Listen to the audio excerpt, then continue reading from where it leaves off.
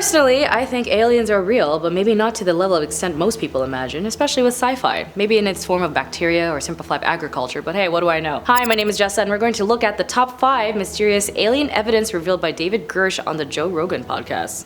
Yeah. Number 5, 2023 hearing. Starting off with some background information on who David is. David Grusch is a decorated Afghanistan soldier and former Air Force intelligence officer who worked at the NGA, National Geospatial Intelligence Agency, and at the NRO. He's an accomplished man who is extremely knowledgeable of the events and conversations that are taking place in government settings, especially surrounding UAPs and Inhumans. David claimed that he was informed of a multi-decade Pentagon program that sought to locate, collect, and reconstruct UAPs. He interviewed over 40 coworkers in 4 years and came to the conclusion that the government is currently in possession of a UAP. He said he actually knew the exact location of some of the technology as the information was provided to him. David claims that the program is funded above a congressional oversight, being bankrolled by misappropriation of funds, which kind of sounds real. He also claimed to be aware of colleagues who had recovered from non-human biological derived from UAP crashes, as he claimed that this testimony was based on information given to him by trusted individuals who all had long-standing records of legitimacy. But of course he can't say who the individuals are. He said that the sources shared proof in photographs, documentations, and official oral testimonies, and when he was asked if he had known anyone who lost their lives due to inhuman materials, Grusch responded, "I directed people with that knowledge to the appropriate authorities." Okay, a little sketchy. And the whole thing sounds a little off, but you know,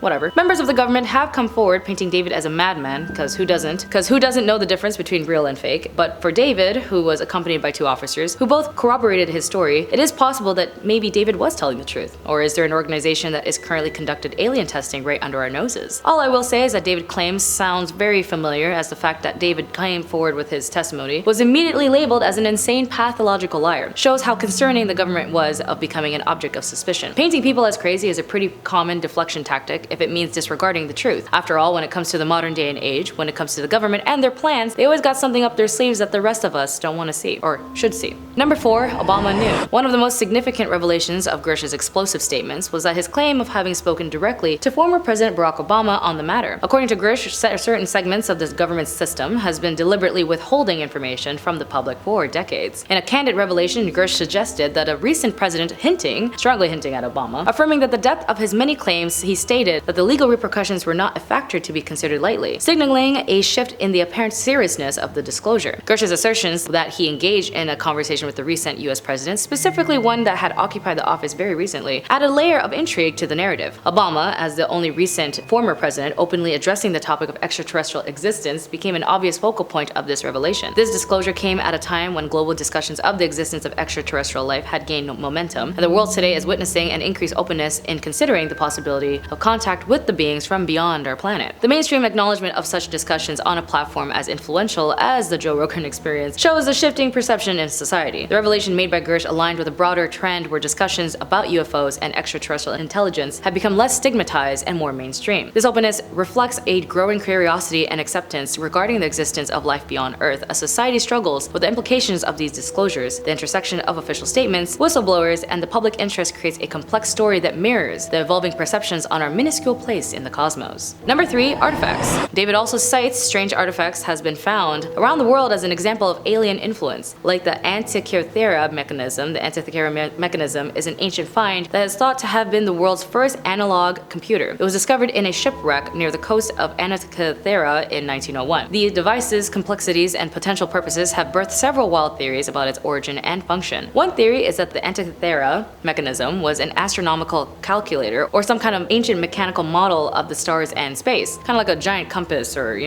atlas. This theory is based on the numerous gears and dials within the devices, which could have been allowing it track the positions of celestial bodies, including the sun and the moon. This also have been a valuable tool for ancient astronomers and philosophers in understanding the movements of our solar system. Others suggest that it may have also been served as a navigational instrument, helping sailors to determine their position by sea for predicting celestial events, which kind of makes sense, suggesting that the complex nature of mechanisms could have been used to determine critical dates and times, assisting in navigation for efforts and predicting astronomical events like eclipses. It had also been proposed that the Antikythera mechanism was employed as an orrery, a device that demonstrates the motion of celestial bodies, or even an educational tool aiding in the teachings of astronomical and complex scientific concepts in ancient Greece. The device's exact purpose and the extent of its capabilities are still topics of passionate debate, and the fact that it was created more than 2,000 years ago is a testament to the advanced knowledge and engineering skill of the ancient Greeks, or to the knowledge of otherworldly beings.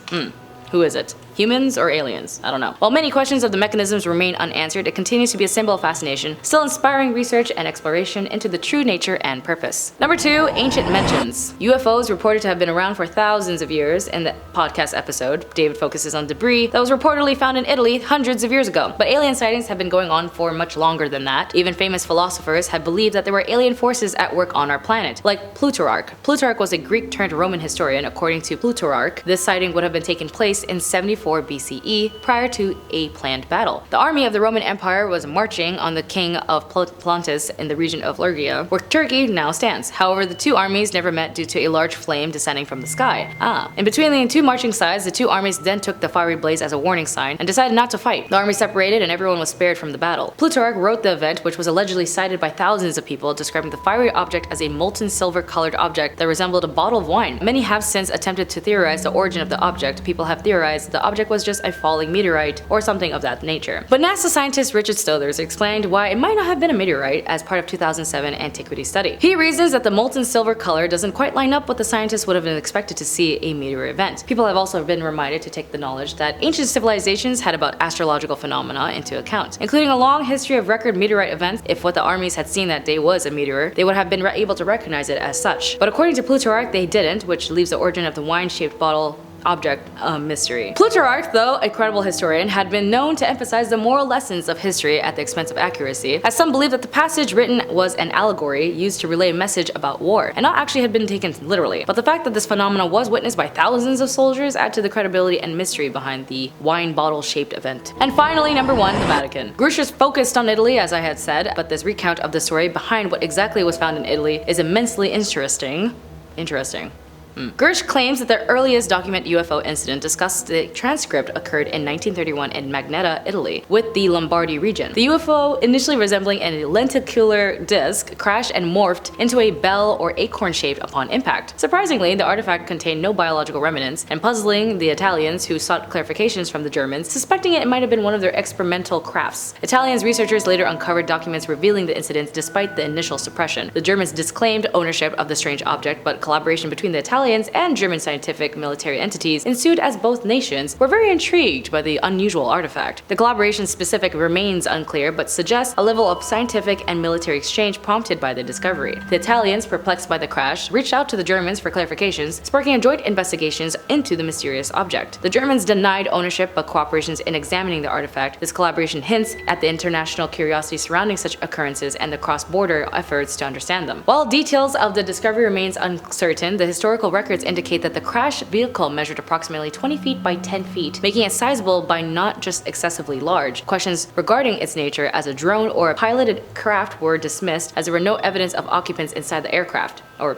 artifact. After the crash, the military intervened, relocating the object to a designated storage location. The United States eventually obtained access to the artifacts towards the end of World War II, marking one of the earliest instances of documented UFOs discovered by the US government. Human intelligence operations were informally conducted by various entities, including the Vatican, which played a role in intelligence gathering for the United States. This background helped explain why the Pope became so involved in investigations of the UFO crash, as the recovery of the artifact, one of its earliest accessed by the United States, triggered attempts at reversing engineering and understanding its technological aspects. The secrecy surrounding by the UFO program mirrored the Manhattan Project's model, aiming to safeguard information and controlling the disseminations of discoveries. Over the decades, insights gained from these programs have influenced various classified projects, contributing to the national defense innovations. That's the end of this video. Maybe or maybe not this guy is telling the truth, but the truth is out there, and the truth will set you free. So do good, die great, maybe you'll do something nice for somebody. Anyways, all the best. My name is Jessa. I'll see your cool faces around. Starting off with some background. Oh, this is a really long title. Number 5, 2013. 2013. The army of the Roman Empire was marching on the king of Pontus in the region of Phrygia. My bad. I'm dry. My throat is dry. My voice is dry. Saliva. The UFO initially resembling a lenticular. While details about the discovery remained uncertain, the historical records indicate that the crash vehicle measured approximately 25. Wow.